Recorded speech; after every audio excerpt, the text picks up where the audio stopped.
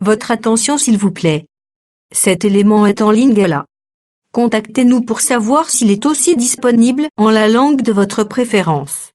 Veuillez aussi noter qu'il est en audio uniquement, dépourvu de ce fait d'image originaire. Christ Equality Foundation. Œuvre évangélique internationale. Ensemble avec le docteur Jean-Pierre Moubenga, ministre de l'Évangile éternel, Vous propose de suivre cette présente rubrique pour votre édification spirituelle. Tous les enseignements du docteur Jean-Pierre Moubenga sont disponibles sur christequality.com/jpmoubenga.html. Bonne édification au nom de notre commun Seigneur et Dieu Jésus-Christ. Amen.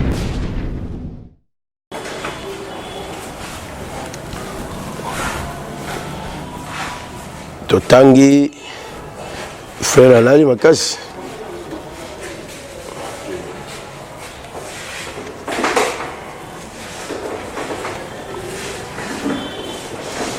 On continue à souffrir, frère.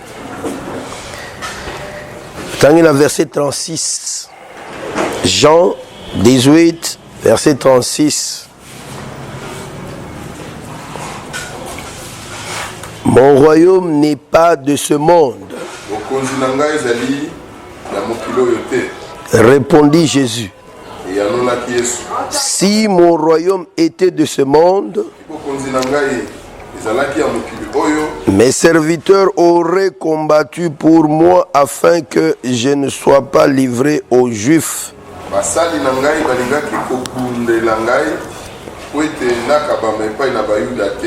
Mais maintenant, mon royaume n'est point d'ici-bas.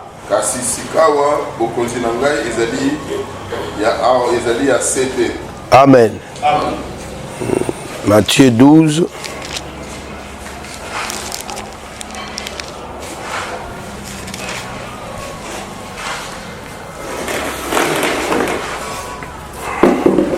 Verset 44-45.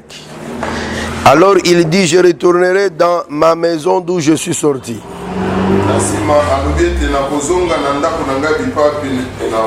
Et quand il arrive, il la trouve vide, balayée et ornée. Il s'en va. Il s'en va et il prend avec lui 7 autres esprits plus méchants que lui.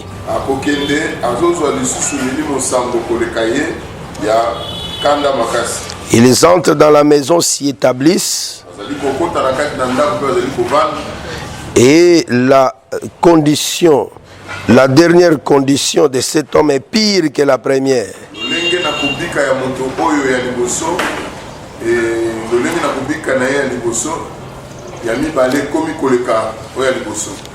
Il en sera de même pour cette génération méchante.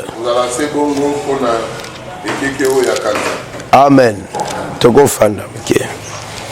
Zambeya zolokumu po to moneni lisusu mukolo lelo.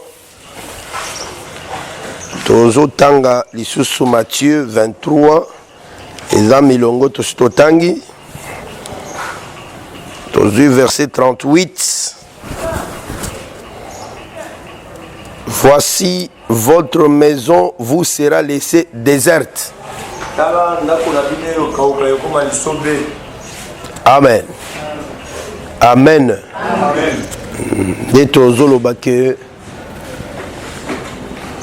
ndenge tozali kosala marche na biso nakanisi que tozwaki tokomaki presque na suka ya mwa eteni ya liboso oyo ko permettre biso pe toya kozongela marche prophétique na biso ya verset o tozo tala tozo rappeler que to umelaki pe tozali ko umela na niveau oyo Bible lobiete avant molimo mabe ezonga na kati ya moto ekendaka nanu kozwa baninga na ye 7 pour ete baya kozonga parce que objectif na bango ezali ete pasi ya moto yo bisika bazalaki bisika babimaki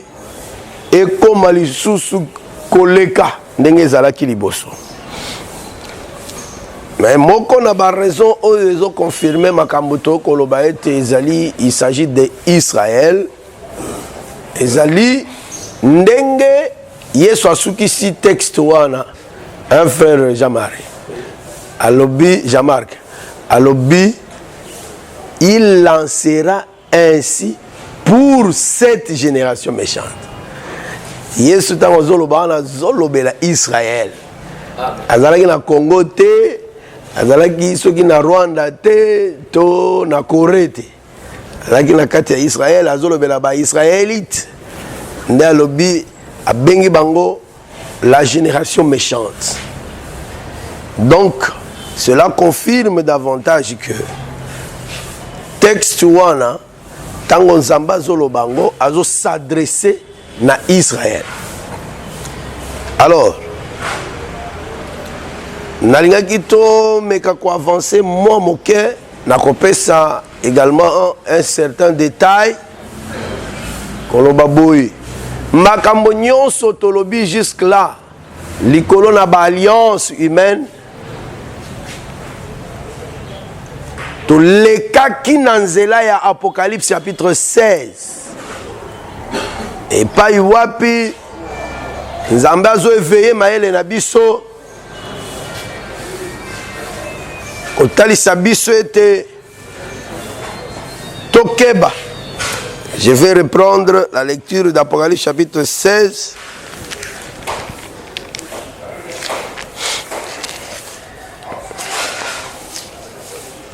verset 13.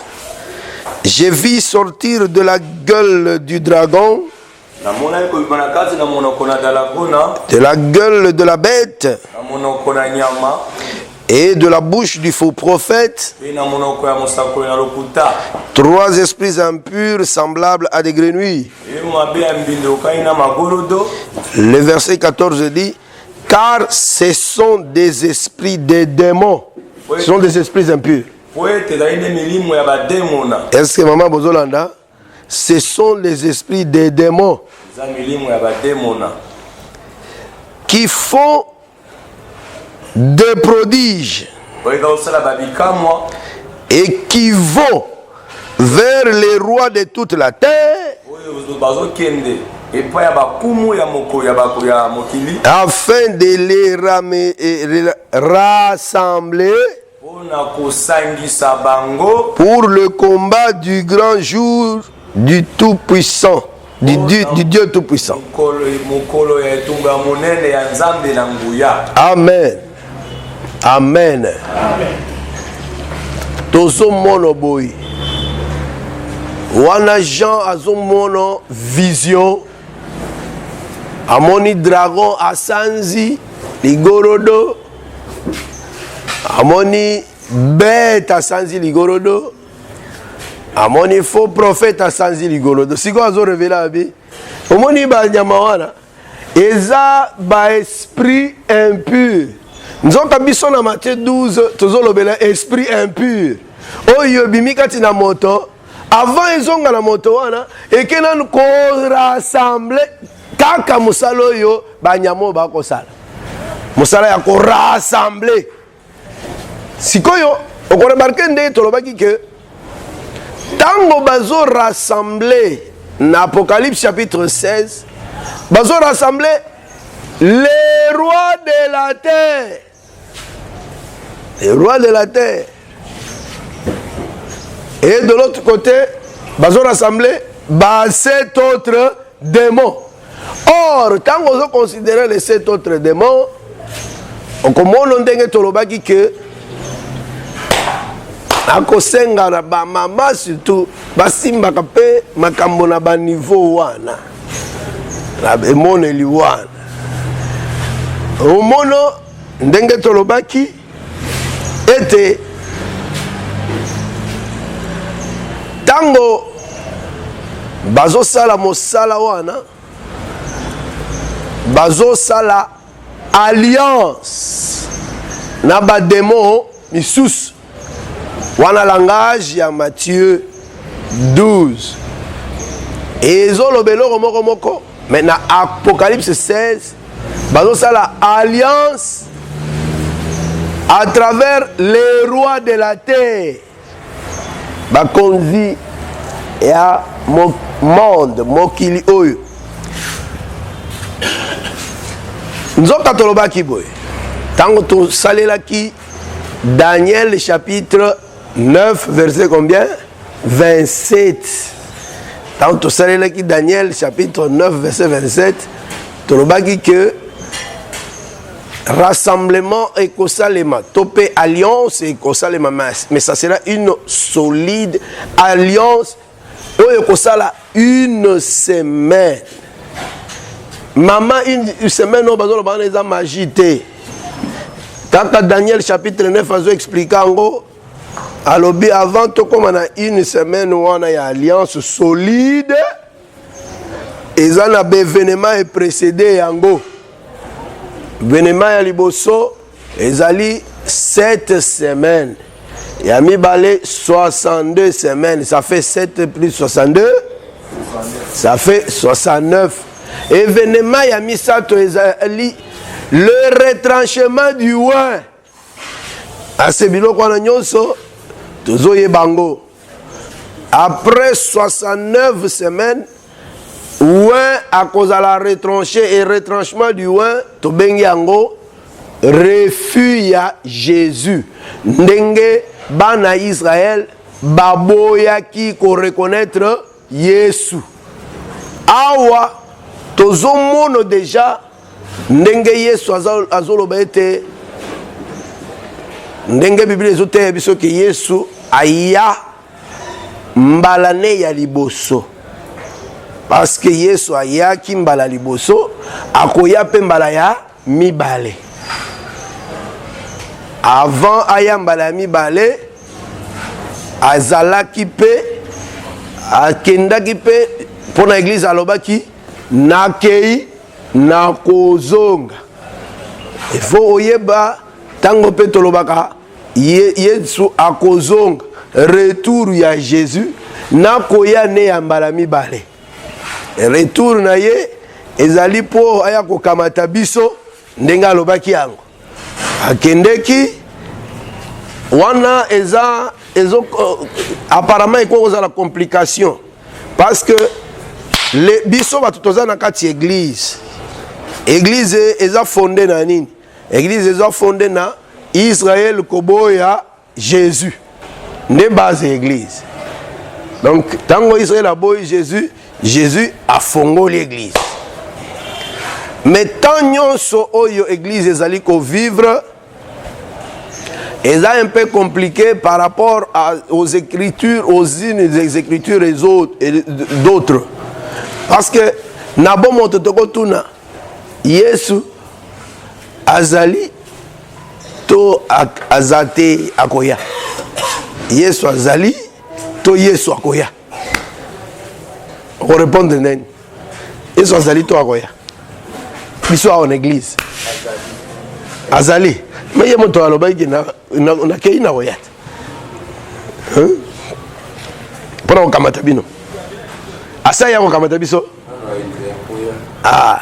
Donc biyano ana nyonso mibale mama ezana ngo vrai.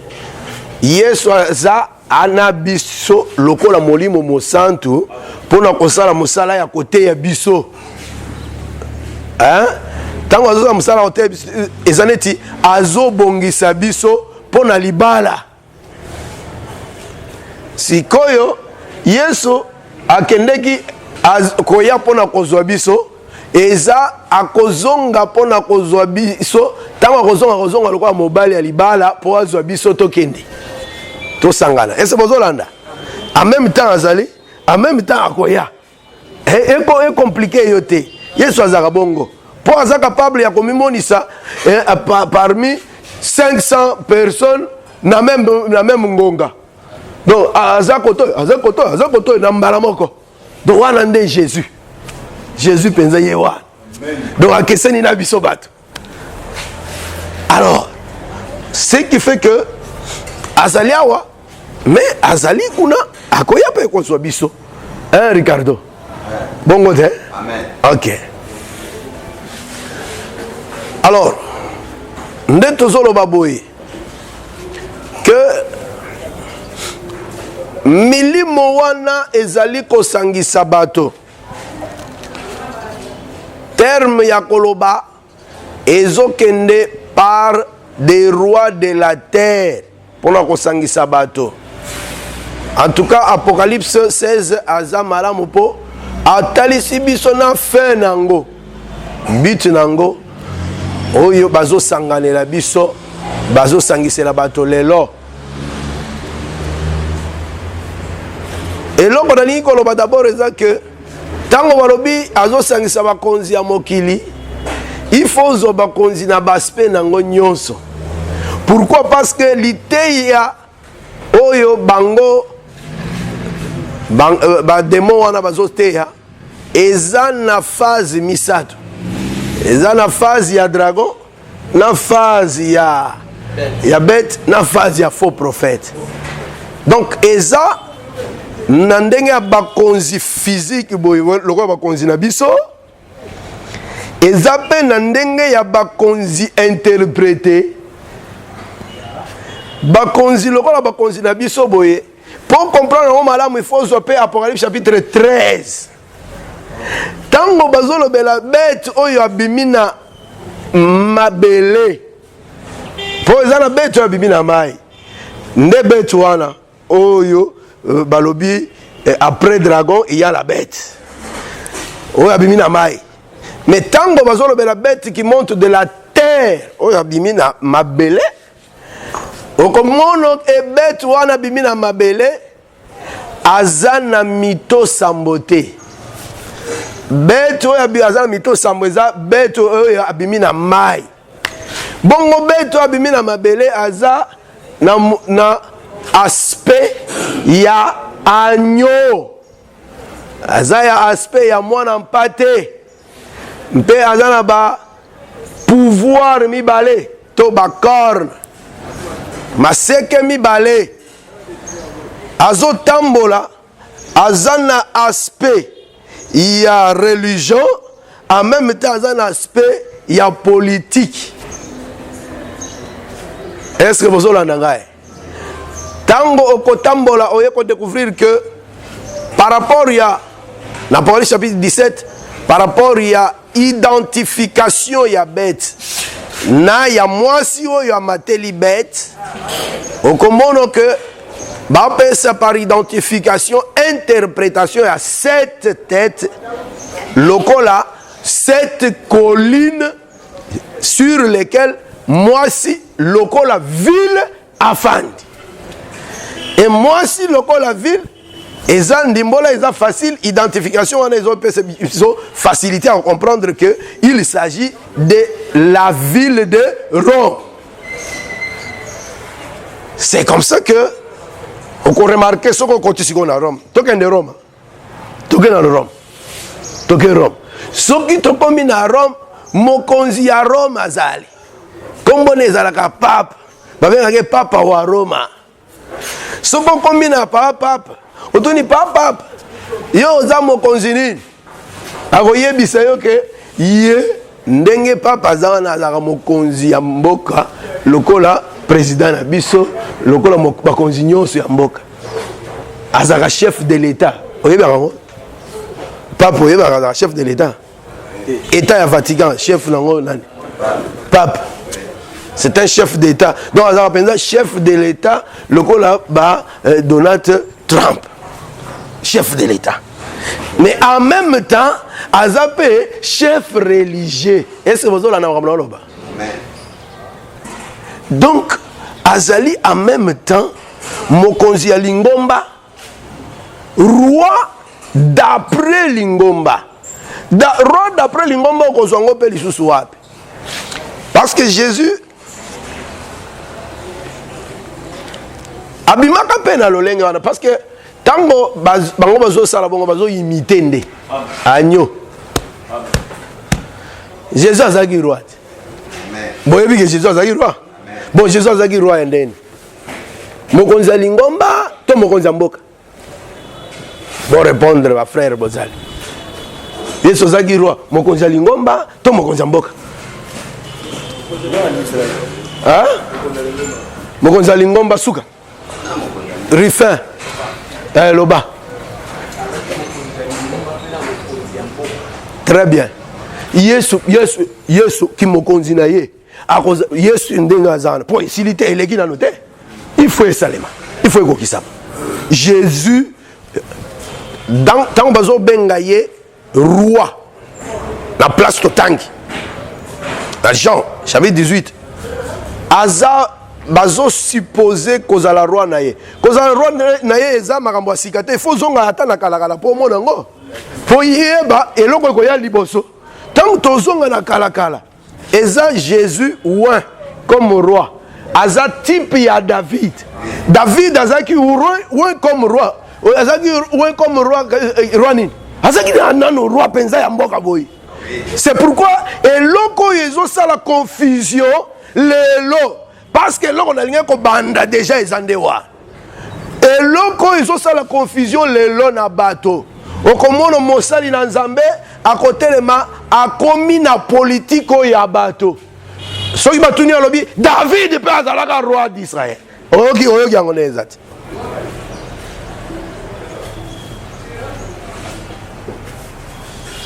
Donc Jésus aza en même temps roi ya mboka boye, en même temps roi oyo interprété oyo nazo bakisa. Pour roi wande okomona yepe lisusu Proverbe chapitre 25. Lis combien le Bible? Verset 2. Proverbe 25, verset 2. Alobi, la gloire de Dieu est de cacher les choses.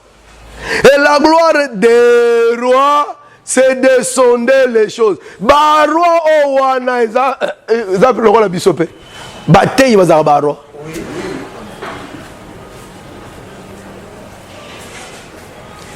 Ba iba bengami ko sonder les choses pour qu'on communique en na bato. Interpréter. Donc roi eza na sens mibale. Sens ya bokonzi ya mboka boye, pe sens ya bokonzi, n'est-ce pas? Ya lingomba. Confusion ezali. Tala eloko nazo sale pour lelo. Tosuka ta côté wa. Pour vous comprendre que ndengeni mikolo nyonso nazalaki ko lobela alliance bosangani na ndenge ya maloba ya dragon. Si vous so longwe dragon okoti mbala moko na maloba ya ba royaume, c'est-à-dire maloba ya bête. Na ba ke bête o bazo lobela wana David ezali bête qui monte de la mer. O azana mito sambo na maseke 10 mosala maseke bandi na note mais tozana mitu wana nde ezo permettre rassemblement, donc des résultats ya rassemblement d'après Matthieu chapitre 12 que akokende ko luka bademo mosusu boni 7 wana nde mitu wana 7. Ouais, ça likolo la dragon. Si on a yemoko 7 plus yemoko combien yemoko 8 exactement yangonde ezali na Apocalypse chapitre 17. Il a 7 têtes. Et lui-même, le dragon, est un 8e roi. Selon cette écriture. Mais ce 8e roi, il fait partie des 7. Donc, ils allaient 8 to 7 gaka.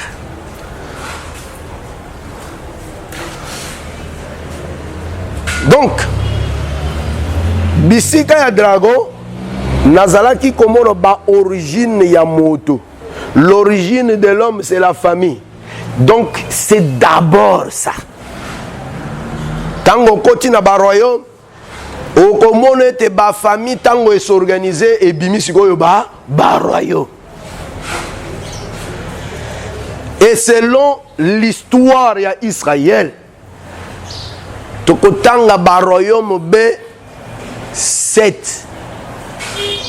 Tokotanga ba royaume B 7. Wana maloba na ngai te, maloba ya Bible, maloba ya Jean. Et 7 royaumes wana zande les 7 têtes oyo ezali likolo na la bête qui monte de la mer. Nyama oyo abimi na mai.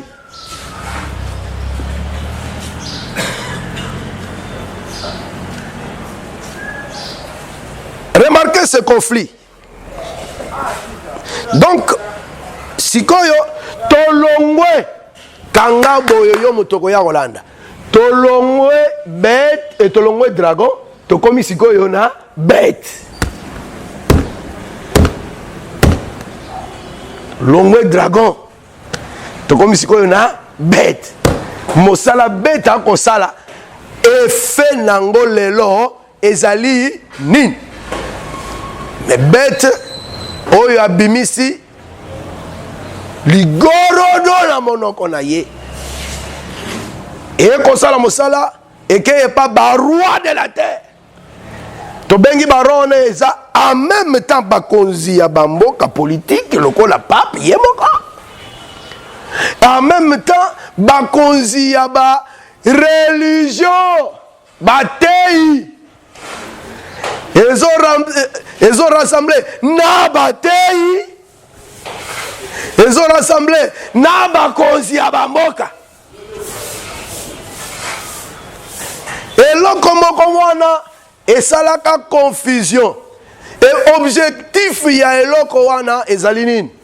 Yesu alobi nabisika tozali.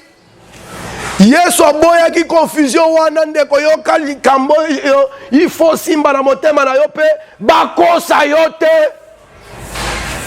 pour ta sanctification. Jésus a dit mon royaume n'est pas de ce monde. Jésus a kaboli royaume na yena royaume de ce monde que c'est confusion est à la terre au nom de Jésus. Amen. À César ce qui est à César. À Dieu ce qui est à Dieu. Elingi koroba mosali na nzambe à cause de la politique ya bato te. C'est ça que ça veut dire. Amen. Et c'est une confusion. Oyo est un objectif nini kobundisa liloba. C'est un rassemblement. Ça fait partie des alliances humaines.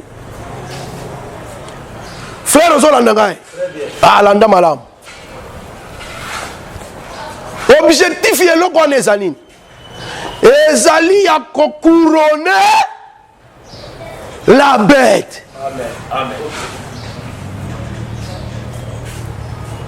Parce que bateau lelo tendance à battre ça que tout le monde ba homme politique bazo kokate. Il faut tous hommes moko religieux. Yenda kokoka.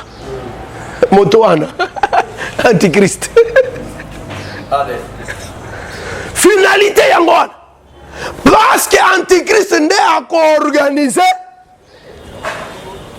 la guerre d'Armageddon. Les gens seront derrière lui. Et Motomoko a douté na yazate. Ils vont l'acclamer. Qui est comme la bête? Qui est comme la bête? Toute la terre sera unanime. Israël a causé la seule ennemi, il y a monde. Pelemoko, Mosakoli, Esaïe encore monoye.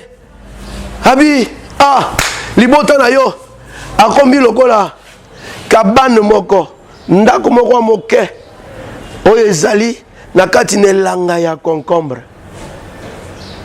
Toutes les nations seront comme les concombres.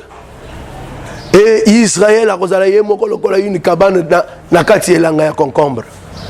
Un contre tous. Okola nango? Un contre tous. Mais ba précaution makambo na nyonso ezo salema lelo. Tala précision likolo na histoire ya Israël. Landa to kosuka peut-être.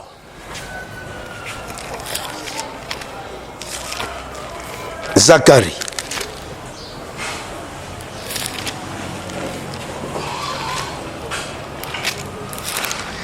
Tellement bapongi ezali David moya landa ta malamu ezate ozolanda landa frère ezabo moya seko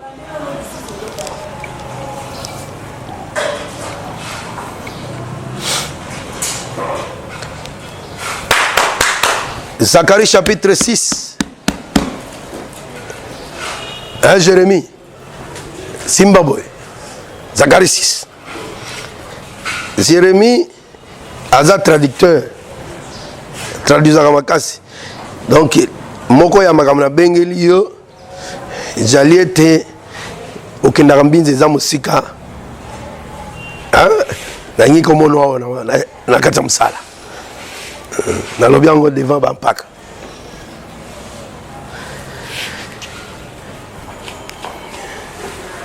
nalobi boye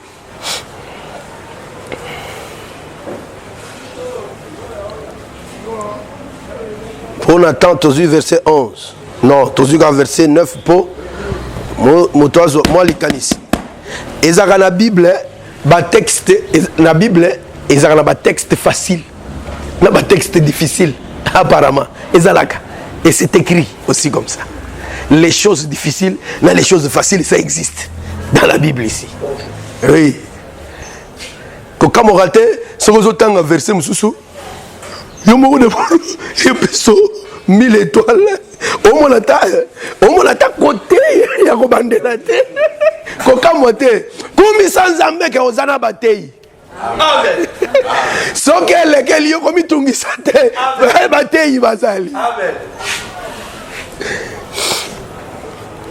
La parole de l'Éternel me fit adresser en ces mots. Tu recevras les dons des captifs.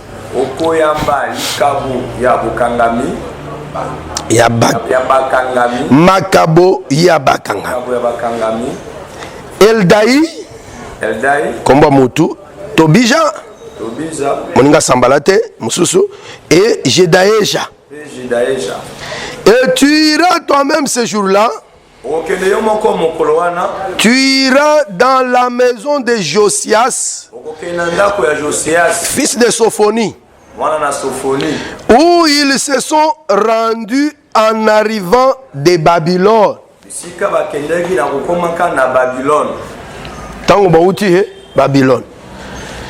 Tu prendras de l'argent et de l'or. Et tu en feras des couronnes que tu mettras sur la tête de Josué, fils de Josadak, le souverain sacrificateur. Tu lui diras, ainsi parle l'Éternel des armées, voici un homme dont le nom est Germe. Germe. Te germe. Lititi kobima. Donc tango ezana no elokwa yebandeli. Germe. Germera en son lieu. Et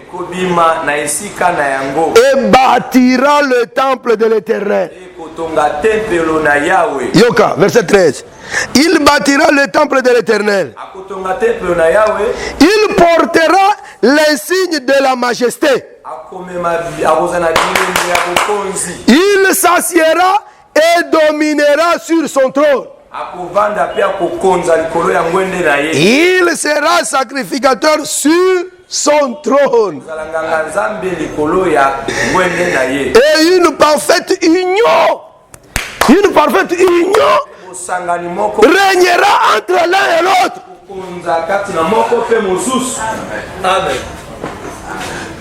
Banda Aaron banda musala bachela ke trône te. Bosimo yoka trône ya Aaron. Trône ezala nde na ba David, na ba Salomon, na ba tout ça ba fana na trône. Mais Aaron na banana ye batikala kofandisa bango batiala bango trône te. Et ça olanda makambo tokoloba. Tala likambo ezoleka na mokanda ya 1 Samuel.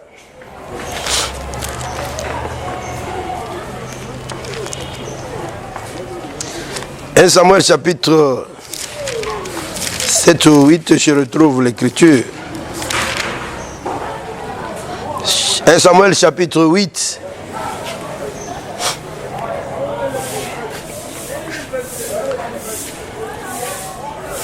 Tokotanga na kosote.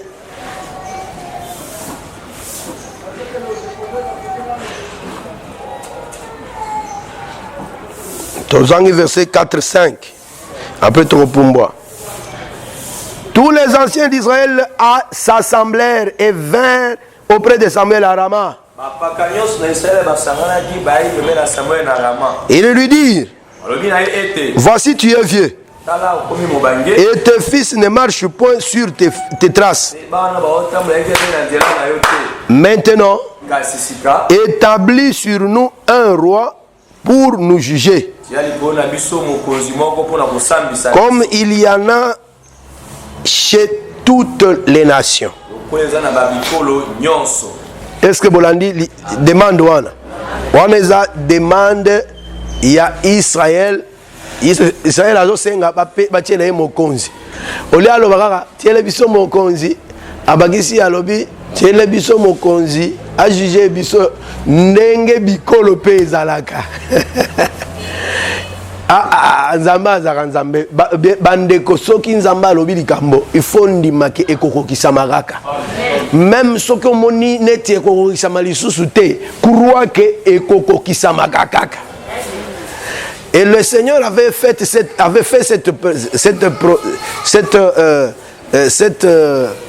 cette prophétie. Et oyo eza accomplissement d'une prophétie. Profession nzambe alobaki yango déjà na mokanda il y a Deutéronome, je crois, chapitre 17. Osolanda, Penzambe alobaki avec les mêmes termes. Tango kokoma na mboka wana. Et que okoyoka posa ya mokonzi. Okoloba pesa biso mokonzi ndenge tokomona ona bikolo nyonso. Dieu avait dit déjà ça. Mokolo posa wana mateli bango, balobi pe kaka bon. C'est pour dire que notre Dieu, c'est le véritable et le plus grand prophète. Soki alobi likambo et koma kakaka. Siko yoka logozoleka. Verset 6. Samuel vit avec des plaisirs qu'il disait, donne-nous un roi pour nous juger. Et Samuel pria l'Éternel.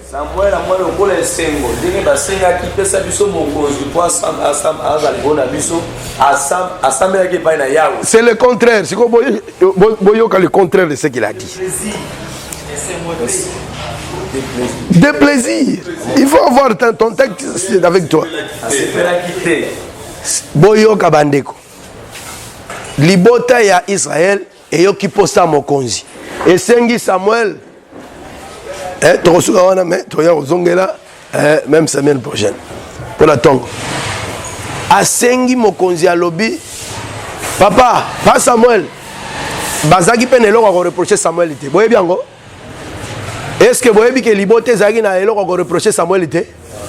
Pour Samuel patuna ke bango bo reprocher ngai. Samuel penza lo baka maloba Yesu alobaka. Bon reprocher nga. Moto moko pas reprocher nga ya zate. Mais bazaki ko apprécier Samuel.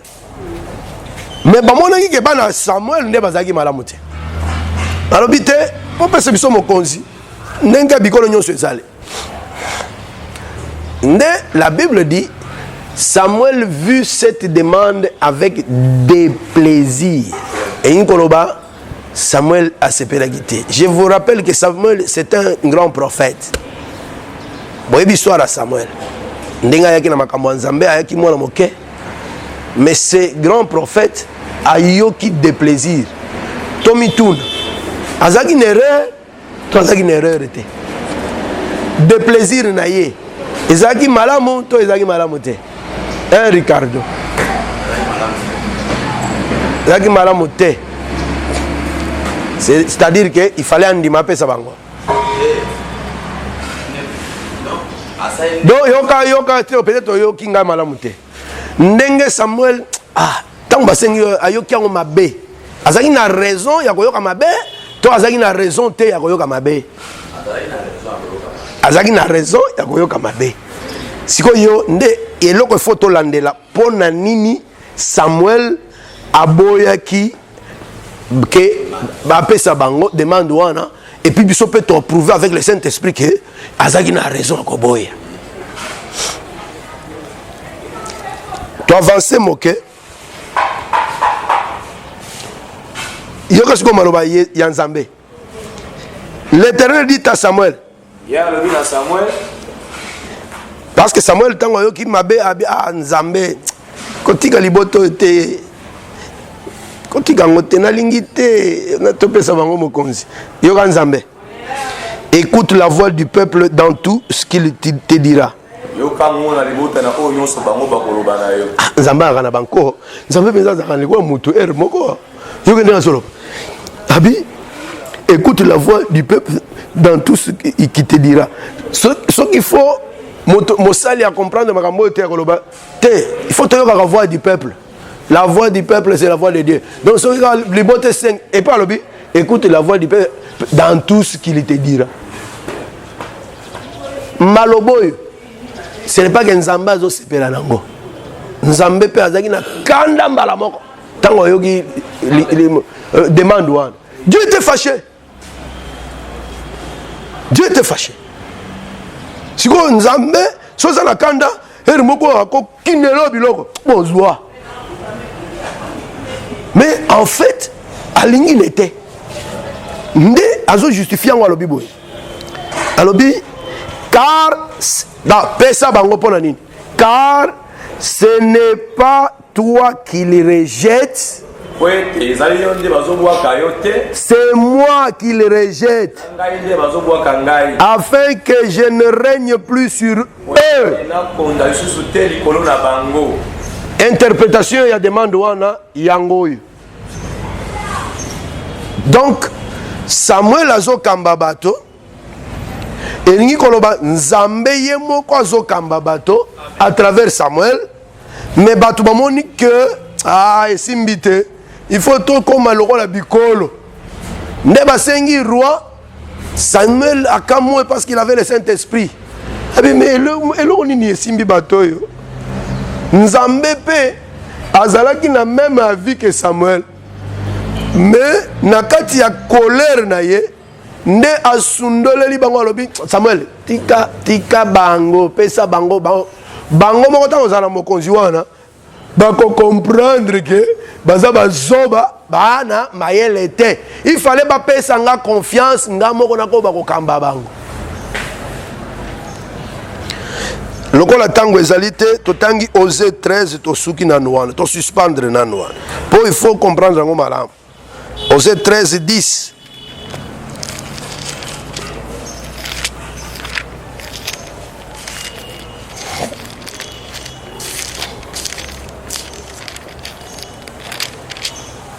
Osée chapitre 13, verset 10, c'est le Bible. L'andali tangi est assez clair pour en comprendre autre tangi, liboso. Où donc est ton roi? Qu'il te délivre dans toutes tes villes. Où sont tes juges au sujet desquels tu disais? Donne-nous un roi. Est-ce que vous l'avez dit? Donne-nous un roi. Et ça demande, il y a 1 Samuel, chapitre 8. Et des princes. Verset 11. Je t'ai donné un roi dans ma colère. Tango Nzamba zoloba na Eli et na Samuel pesa bango eloko bazolinga alobaki yango na boboto te alobaki yango na kanda nde a justifié abi que ngai Nzambe na pesa ki yo mokonzi dans ma colère. Je te l'ôterai dans ma fureur. Simba Boyeke, Osée chapitre 13, azali ko explicité mabe ya demande wana. Topé réponse ya Nzambe pour la bango. Mais lelo, le quoi temps esili à cette rozongelango, Simba kaka ete ko confondre bokonzi ya bato ya mokili oyo na bokonzi ya Nzambe te. Amen. Simba bongo bamema yo na makambo ya bongo te. Pe soko moni motei ya aza bongo kosepela nango te telemela yango. Amen. Ba alliance ya bongo yo wa politicien ngana politicien te. Tout le monde le mesana tous ensemble. Te alliance ya bongo eza alliance ya bon moto. Amen. Alliance wana mokonzi nango ezaka Satan ye moko ezaka Nzambe ya biso te. Texte totangi na Zacharie parce que tozongela ngo ezotalisa biso que lelo d'après marche ya Israël Nathan oyo bango basengaki roi ezaki temps ya bango kozala na roi boyete physique lakini Nathan wana te il fallait baser la temps au totangi na Zacharie temps oyo babengi temps ya germe ne il fallait ba comme na temps wana to komono yango prochainement mais ndenge na lobiete l'ité ya doctrinal il faut simba wa ezakaka ete biso toko sangana na bayi politique te bokonzi ya politique ezali mais bokonzi ya Nzambe pe ezali to salango confusion te biso relation na biso na bayi politique ezali te tokoto sabango kolandisa ma parole parce que Nzambe pe nde muto permettre ke bazala bona pe bazala bakonzi toko sambele te basala musana bango malam pomboka physique kenda liboso mais biso toko s'occuper nde na makambo na biso oyo ekoya po biso plus tard tokomono biso nde toko régner na mokili oyo. Est-ce que vous croire nango? Nous régnerons sur cette terre. C'est une bonne nouvelle. Nzambe apambola yo tosuki wana okokanga miso oloba na Nzambe quelque chose par rapport à confusion wana yo kota na ba confusion wana te. Nzamba pesaka toujours discernement au nom de Jésus. Tosambeli au nom de Jésus. Merci d'avoir suivi ce message et que Jésus-Christ vous bénisse. Si vous avez une question à l'intention de l'homme de Dieu, si vous voulez que l'homme de Dieu prie pour vous, si vous voulez vous confier à l'homme de Dieu, ou si vous voulez tout simplement bénir l'homme de Dieu, contactez-le directement si ses coordonnées sont disponibles depuis sa page. Sinon, contactez-nous et nous lui transmettrons vos préoccupations. N'oubliez pas de faire un tour à notre page évangélisation pour voir en quoi vous pouvez vous rendre utile à Christ par cette œuvre. Que Dieu vous bénisse tous. Amen. ChristQuality.com. Les cieux en un clic de la souris.